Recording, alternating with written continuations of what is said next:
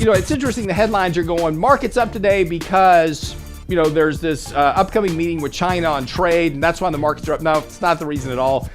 If you're watching our live stream right now, you can actually look at this chart, but the market got extremely oversold in December. We had the worst sell-off since the Great Depression in the month of December.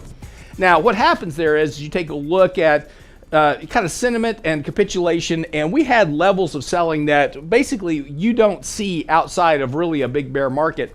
So when you have this type of really oversold issue at this point coming into the new year, as I wrote in our newsletter as well as our blogs, is that you're going to get a rally here. Now the question, of course, is how far will this rally go?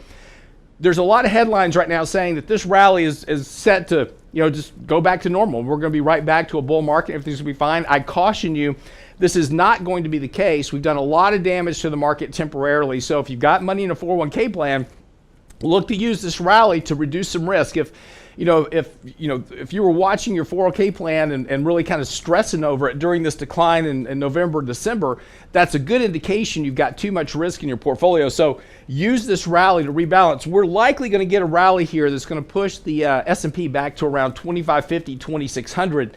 But I would be reticent to suggest you get much more traction than that. Again, there's a lot of damage to the market overall.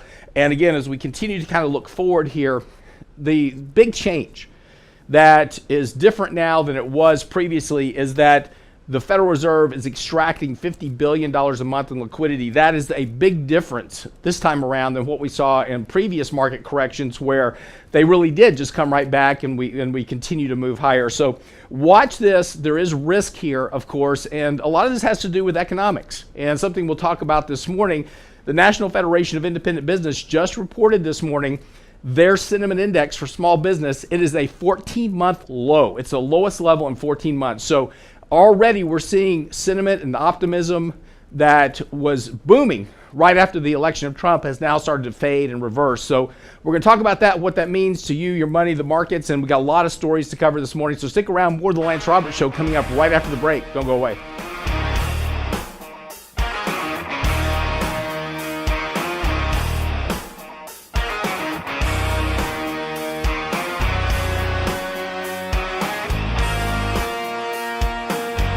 Get daily investment news you can use, delivered at the speed of the internet. Sign up for Lance's newsletter now at lancerobertshow.com.